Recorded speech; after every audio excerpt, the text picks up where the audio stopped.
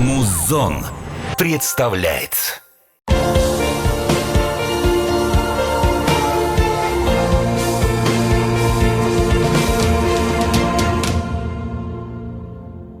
Армысыздар, бармысыздар. Бірінші музыкалық телеарна Музон арнасында персона бағдарламасы. Оны жүргізіп отырған мен, сөйлемесе таңдайы, күлмесе маңдайы ұратын сенімді серігіңіз Аяна Габдуллина.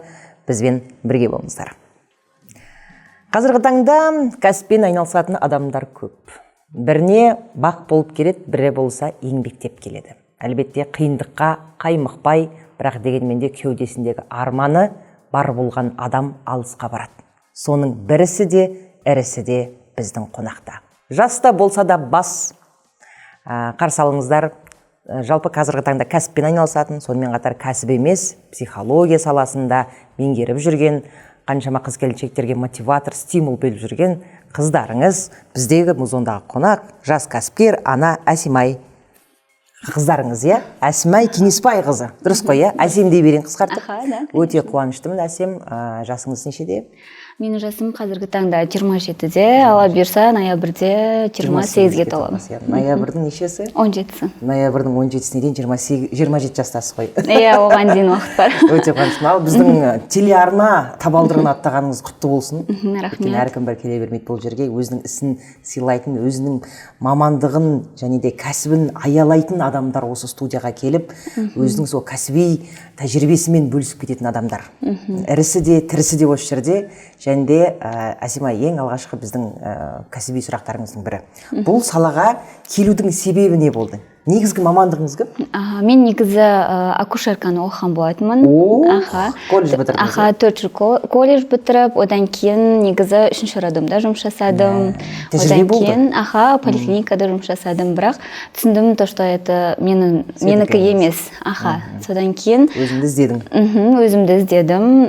Мен шаш жасадым, колористика, кератин, ботекс, қай жерде көп ақша, сол жерді оқып жұмыс жасадым. Алайда 2018-де тұрмысқа шығып, өз тойымда өзіме ұнаған керемет көйлегімді кие алмадым.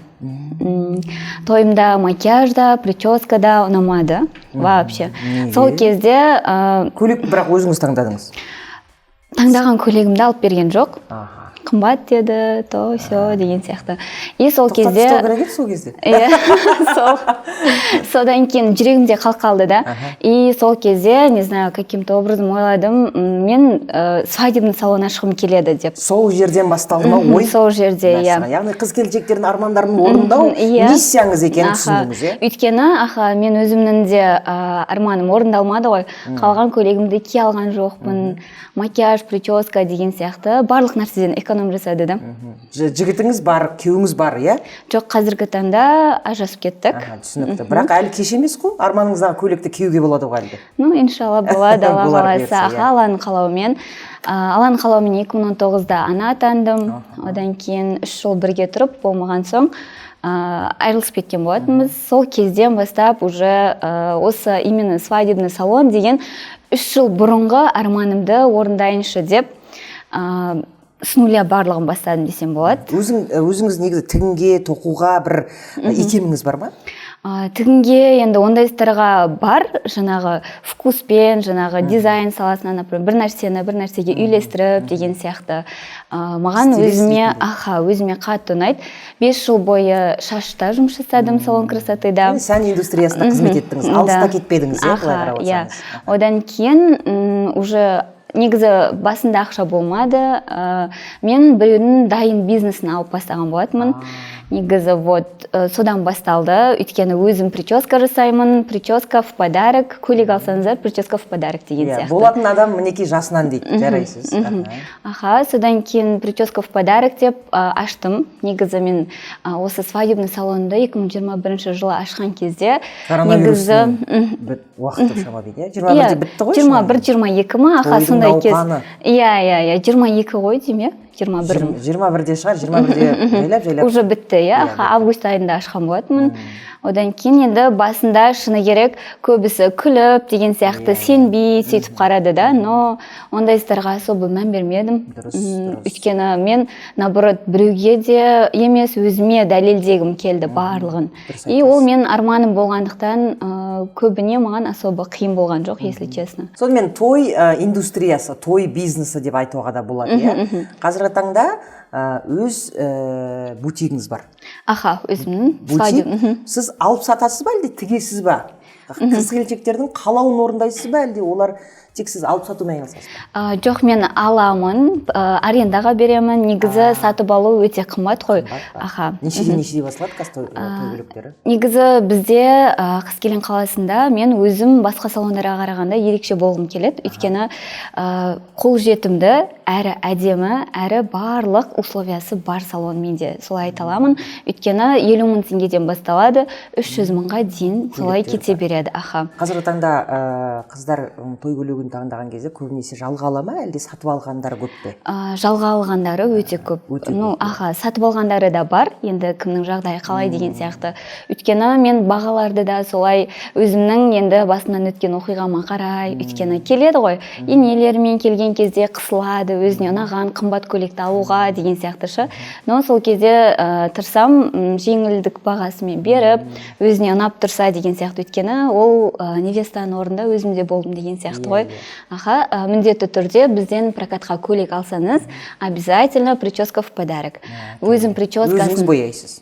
Жоқ, только прическа. Прическа, иә? Боямайсыз? Аха, прическаны жасаймын. Сіз жағада үйренген жоқсыз ба? Онда үйренген жақсы ғой? Иә, негізі оны жасағанмын, бірақ қалай айтсам болады. Негізі қазір только прическамен көбіне айналысып кеткеннен кейін прическа в подарок дедім. Но болашақта мүмкін... Келеді, қызға? Аха.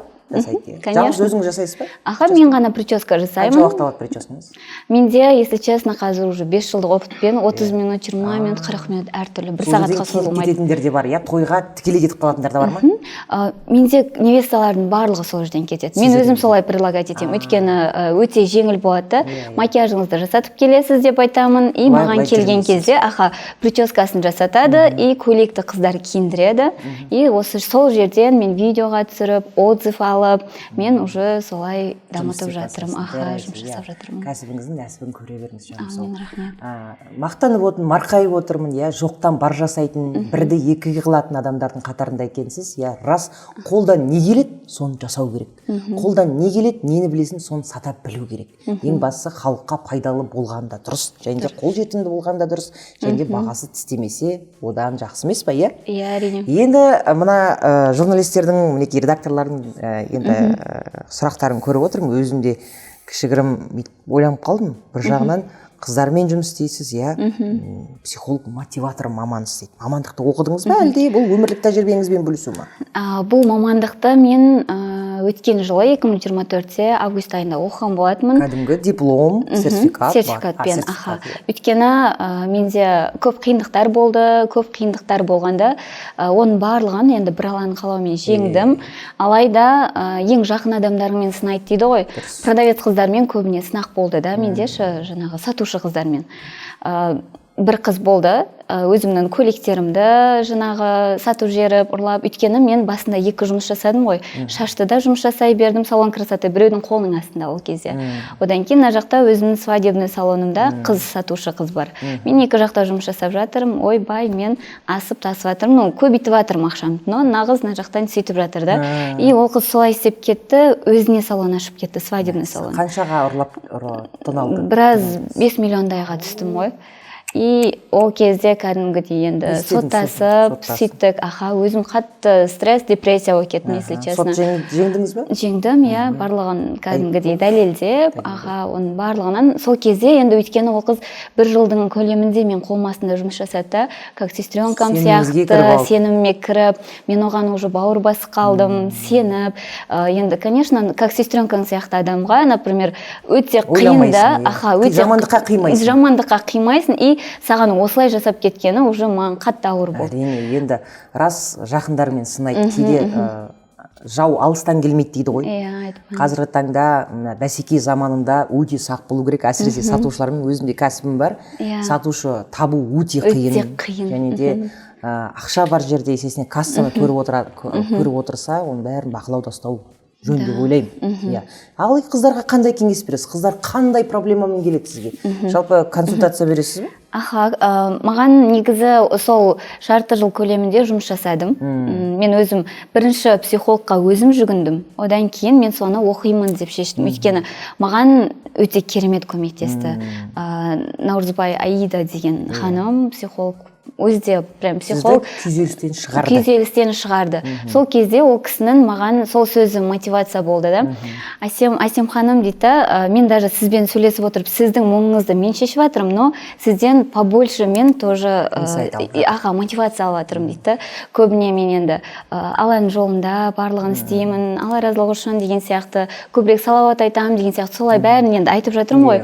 Машалла деп сөйтіп жатыр да, сіз прям барлығына мотивация болатын адамсыз. Неге сіздің қасыңызға келген адамның барлығы сондай бір нәрсе ашқыш болып кетеді, өзіне сенімді болып кетеді, өйткені сіз мотивация бере аласыз дейді. Сіз маған мотивация бермесеңіз де, сізбен сөйлесіп отырып, мен мотивация аламын деген сияқты.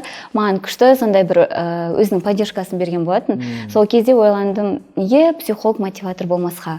Өйткені бәрібір көргенімде айтады ғой, сен жасыңа қарап емес, өмірлік тәжірибеңе қарап сен не істейсің дейді ғой.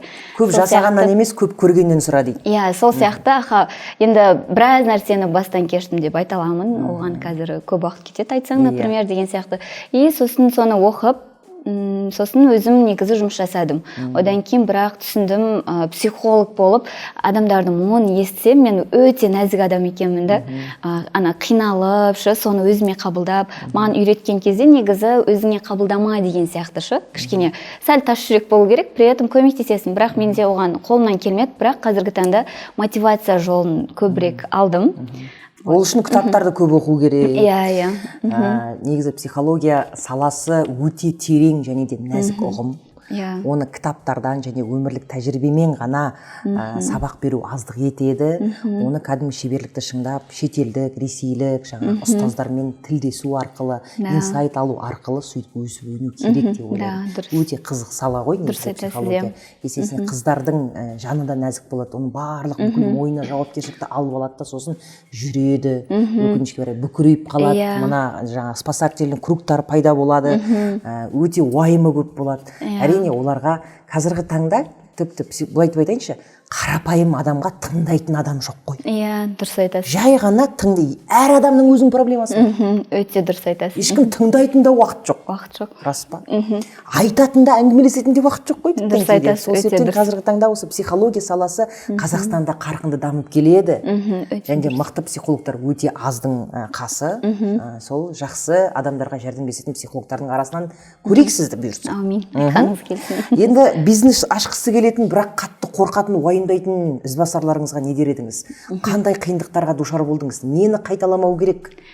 Неден сақ болу керек, соны бір айтыңызшы. Негізі осы бизнеста өте көп қиындықтармен бетпе-бет келдім десем болады. Өйткені мен өзім жалғыз бастадым біріншіден, екіншіден қызым бар. Кішкентай 6 жаста қазір, 1-ші классқа барды осы жылы. И ол кезде мен бастаған кезде кішкентай болды ғой. Ауырады, оның ауырғанына қарап, мына жақта жұмысым бар деген сияқты өте көп қиындықтар болды. Алайда Алланың қалауымен барлығын жеңіп шықтым. Ол қиындықтарды мен қазір қыз-келіншектердің барлығына айтамын. Если бір нәрсе бастағыңыз келсе, ешқандай қорықпаңыз. Тек қана бірінші Алланың арқасында, екінші өзіңе сену керек деген сияқты. Сосын жаңа қандай кеңес бересіз деп жатырсыз ғой. Мен кеңесім ештеңеден қорықпау керек. Біріншіден өзіңе сенімді болу керек. Одан кейін мен сияқты өзім қазір дайын бизнесті алып бастадым ғой, осы бизнесті. Сол сияқты мен осы өзімнің дайын бизнесімді ұсына аламын. Франшиза сатасыз ба? Дайын бизнесімді алып, курс бар еще. Негізі әр нәрсені білімсіз ашпау керек. Біліммен ашу керек. Мен енді басында ақша жоқ болғаннан кейін өздігіммен аштым да ол бизнесті. Біреуден дайын бизнес сатып алдым. Ол көйлектер әрине ескі болды, кәдімгідей. Одан кейін мен жұмыс жасап, бір көйлекті алып, тағы жұмыс жасап, 2 көйлек алып, мен солай қазіргі таңда осы жетістікке жеткен болатынмын. Бірден 2 жасадыңыз дегенде. Мен сол кезде қазір ойласам, деймін да, Аллаға шүкір. Өйткені қазір сол кезде ойласам, мынандай күнді қазір мен көрем деген, 7 ұйықтап түсімде кірмеді. Енді Әсем, ең жаман қиындықтарыңыз осы ғана болсын. Аумин. Өйткені өміріңіз әлі алда, бірақ дегенмен де өмір деген қызығы мен шыжығы, ағы мен қарасы қатар жүреді ғой. Құлаған кезде,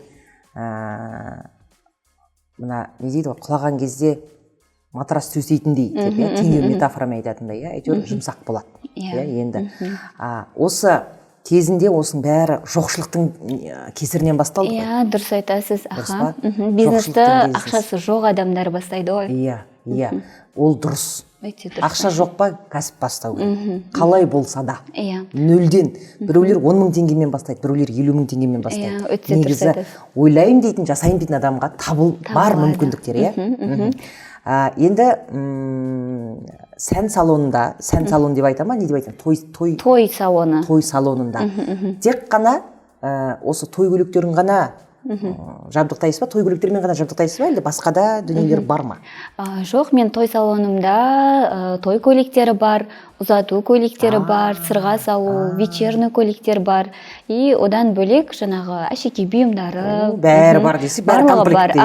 Жаңағы барлығы бар. Комплект алса, көйлек алса, мен барлығын комплект қосып берем. Фата, букет, диадема, корона, сырға, до и после химчисткасына дейін ішіне кіреді. Еще прическа в подарок. Сол үшін де қазір не только бізде Қаскелең, бүткіл Алматы біздің Медина Уэддинг премиумды біледі. Өйткені содан да өте қатты қуанамын. Клиенттер келген кезде, например, барлығы прям мақтап тұрып келеді. Өйткені Инстаграмда да мен қалай бар солай жүргізем да. Прям профессиональный емес.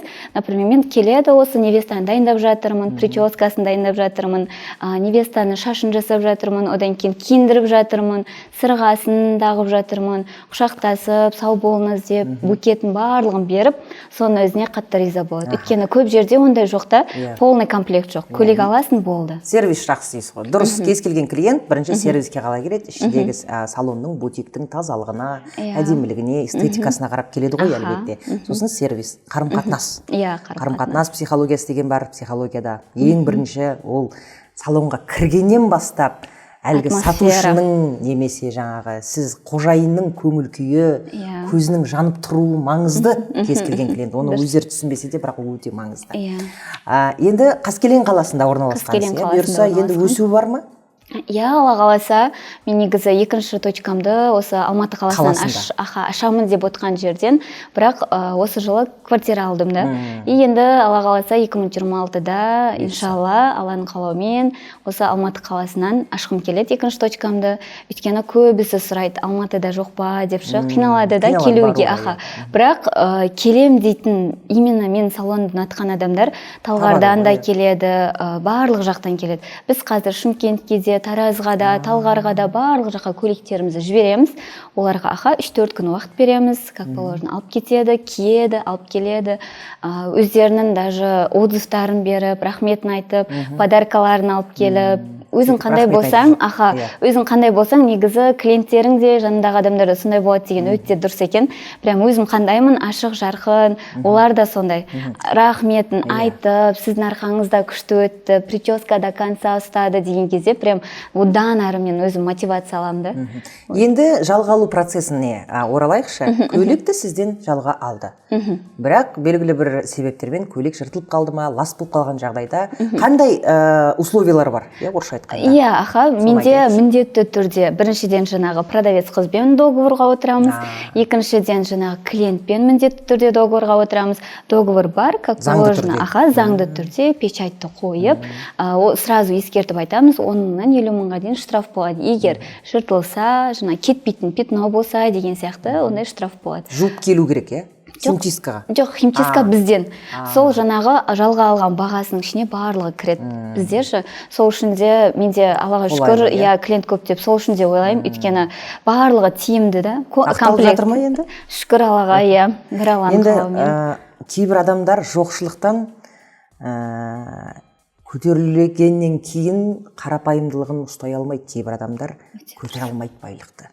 Кейбір адамдар ақшаныға қатты құнығып кетеді. Осы қарапайымдылықты сақтап қалдым деп ойлайсыз ба?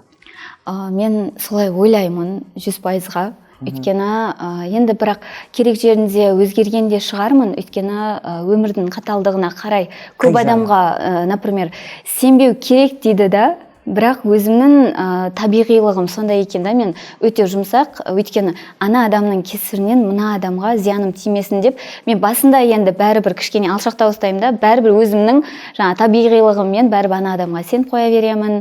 Например, мен қазір соны көп ойлаймын, көп адамда айтады деген сияқты, жаңағы до сих пор какая-то такая есть деп солай. Түсінікті. Өзіңіз ата-анаңыз қай жақта тұрады? Қаскелеңде? Жоқ, село Чумағанда тұрады әке-шешем. Өзім Қаскелеңде тұрамын, қызыммен бірге тұрасыздар, иә. Бірақ Құдай қаласа қаладан да үй алатын ойларыңыз да бар. Осының бәрі кәсіптің арқасы, еңбектің арқасы дейді ғой, иә. Дұрыс, негізі әлбетте кез келген істің әуелі Алласымен деп бастаймыз ғой. Бірақ дегенмен де Алла тағала адамның іс-әрекетіне қарай береді ғой. Кейбір адамдар бүйтіп қолды жая береді, түк істемейді. Сұрай береді, Құдай береді деп. Бірінші істе дейді Құдай. Дұрыс. Істегеннен кейін істегеніңе әрекетіңе қарай берем дейді. Сол себептен осы күнге дейін жасаған еңбектеріңіз ескеріліп елене берсін, еселене берсін Әсемай. Аумин, айтқаныңыз келсін. Енді бағана бір сұрағыма дұрыс жауап бермедіңіз. Психолог мотиватор ретінде қыздар қандай сұрақпен жүгінеді? Консультация беріп тұрасыз ба? Мен, жаңа айтып өткенімде, мен жарты жыл көлемінде консультация бердім, жаңа психология жағынан. Мотивация жағынан көбіне бизнес жағынан жүгінеді. Сен, сіз қалай бастадыңыз? Мен осындай бастағым келеді, осындай қиындықтар болып жатыр, қалай? Көбіне мен негізі мотивация беремін, алайда көп қыздар бастап бір жылға жетпей жауып жатыр да. Енді именно свадебный салон емес, көп нәрсесінші. Мен айтар едім, оларға да айтам негізі. Мен өзім 1,5 жыл бойы қиналғанмын, кәдімгідей қиналғанмын. Тоже менде де ол кезең болды. Суретке түсір қоямда, дайын бизнес қылып сатып берем ау деген сияқты. Өйткені ондай болмайды. Осыны басында болды да, мен басына өткеннен кейін мен айтуға тырсам. Ондай менде де болды. Қателеспеңдер, қателік жасамаңыздар, мен жасамам деп па? Мен сол шаққа бармағаныма өте қатты қуанам. Bir Алланың қалауымен мен ол шаққа бармадым. Болды, бір орында тұрып қалатын кезең болады. Вообще бір орында. Саған не минус, плюс келмейтін деген сияқты, минусқа кетесің деген сияқты, или құр арендаға жұмсайсың, ондай кезеңдер де болды. Бірақ оның барлығына төзімділік таныту керек. Мен соның барлығын айтам. Көбіне бизнес жағынан қазір көбісі солай сұрайды. Өйткені мен қазір өзімнің аккаунтымды жаңағы жақсы жүргіземін, Инстаграмды, свадебный салон. Одан кейін өзімдікіне даже уақыт қалмайды да. Мен көбіне сол жұмысымды қатты жақсы көргеннен кейін барлығы көреді. Даже жаңағы оқырмандар тоже жазады ғой, даже танымаса да, сіз қалай жақсы көресіз өзіңіздің жұмысыңыз депші. Каждый невестаға шашын жасағанның өзі, дайындағаныңыздың өзі күліп деген сияқты. И невесталарым тоже уже біледі да. Прическа жасап атқаннан уже менен бір нәрселерді сұрап, кішкене мотивация алып, психология жағынан да мен негізі совет берем, көбіне бермейді емес. В основном невесталармен көбіне тілдесіп, енді олардың да ашық коммуникация шылысы, көпшіл дейді ғой, коммуникация міндетті түрде ғой. Әсем, енді естеріңе салып отырайық, құрметті көрермендер, біздің студияда қонақта Әсем Кеңесбайқызы, Қаскелең қаласында той салонының иесі, және де өте тиімді бағада, сонымен қатар өте үлкен жеңілдіктер жасайды екен. Егер де Әсемнің той салонына барып, ең бірінші тұрмысқа шығып алыңыздар, сосын датаны белгілеп алыңыздар, сосын той салонына келіңіздер. Әсемай бір жағынан той көйлекті алсаңыздар, жалға да алсаңыздар, былай да сатып алсаңыздар, шаштарыңызды тегін әрлеп береді. Сонымен қатар әңгімелесесіздер, кофе, шайыңыз бәрін құйып береді. Бір жағынан әшекей бұйымдарды жалға ала ма, әлде олар сатып алу керек болар? Жоқ, барлығы соның комплекттің ішіне кіреді. Комплекттің ішіне кіреді. Мұндай мүмкіндіктер менің ойымша жоқ деп ойлаймын. Мекен жайыңызды айта қойыңыз. Біздің мекен жайымыз Қаскелең қаласында, Абылайхана 1-гі, Анкара центр, бірінші этажында орналасқан. Свадебный салон Медина Wedding Premium 1 десе Инстаграмнан шығады. Қызыңыздың аты Медина? Қызымның аты Медина. Медина салонын Wedding Медина Wedding Premium. Ендеше Инстаграм осы жерде белгіленген, Әсемге жазылып, барлық ақпаратты толығырақ өзінен біле жатарсыздар. Құрметті көрермендер, таңертеңнен кешкіден екеуміз отырып әңгімелесетін уақытта келер, бірақ әр нәрсенің өзінің уақыты бар, Әсемай. Өте күшті, әдемі, тұшымды сұхбат болды. Жарайсың, енді көрмегенің жоқ екен, сол қажырлы еңбектің арқасында, арманыңның арқасында осы белестерді бағындырып олсын, бірақ бағындырған белесің осымен тоқтамасын. Әлі үлкен бір осы бренд ретінде қалыптастырып, Қазақстан Fashion Week, әлемдік Fashion Weekтерді өзіңіздің жаңағы танымал тұлға ретінде көрейік бұйырса. Сол күнге жетейік, жолыңыз болсын, қай жерде жүрсеңіз де тек қуанып, бақытты болып жүре беріңіз. Қызыңыз да арманы орындалсын, қызыңызда жолы болсын, болашақ жарқын болсын. Мен айтқаныңыз келсін. Сіздерге де көп рахмет. Осы Музон ТВ-ға, мені интервьюға шақырғандарыңызға. Осы сұхбаттың арқасында көп невесталарға көмектесем деп ойлаймын. Сонымен қатар жаңадан бизнес бастағысы келіп жатқан ханымдарды қабылдауға тоже дайынмын. Айтпақшы, үйлену салонының негізін қалаушысы болғаннан кейін осы салаға қызығып жүрген қыз-келіншектер, басқа адамдар болса, мархабат курстары бар екен, барлық егжей-тегжейін қалай бастау керектігін Әсем біледі, шемішкедей шағып тастаған. Сенім білдіріңіздер. Егер сеніміңізді ақтамаса, маған хабарласыңыздар. Болды ма? Онда сенімді ақтау керек ендеше. Құрметті көрермендер, осымен тамам. Бізде қонақта болған естеріңізге сала отырайық. Кәсіпкер, табысты кәсіпкер, үйлену салонының негізін қалаушысы Әсемай Кеңесбайқызы болды. Ал менің есімім Аяна Габдуллина. Өздеріңізбен келесі кездескенше қоштасамын. Сау саламатта болыңыздар. Сау болыңыздар.